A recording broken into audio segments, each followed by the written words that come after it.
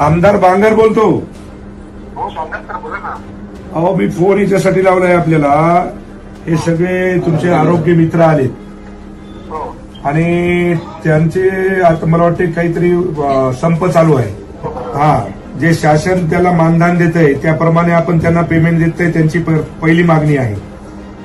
आपण 21,000 काहीतरी त्यांना मानधन देतोय आणि त्यांना 12,000, 10,000, 11,000 अशा पद्धतीनं तुम्हाला सांगतो, जे कोणी तुमची माणसं नेमलेली आहेत ते त्यांना पगारी देतात.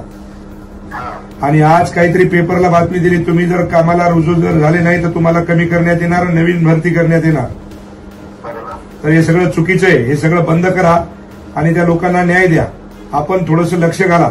आपण वरून कंपनी टेंडर घेते, खाली कुणाला तरी काम देते आणि त्या पद्धतीनं तुम्हाला सांगतो ते लोक 21,000ची पगार त्यांना, कुणाला 8,000, कुणाला 10,000, कुणाला 12,000 अशा प्रमाणे तुम्हाला सांगतो ते लोक राबवतात.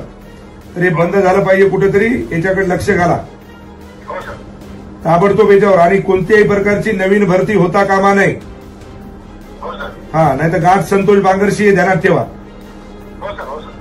हा, तर हे तुम्हाला सांगतो बंद झालं पाहिजे ताबडतोब ते अधिवेशन. सदरील कॉल रेकॉर्डिंग आपण या महाराष्ट्र न्यूज चॅनलवर या कॉल रेकॉर्डिंगची पुष्टी करत नाही. ही सर्व दर्शकांनी नोंद घ्यावी आणि कमेंट बॉक्समध्ये आपलं मत नक्की नोंदवावं. तर ही रेकॉर्डिंग संतोष बांगर आणि आरोग्य अधिकारी यांची आहे.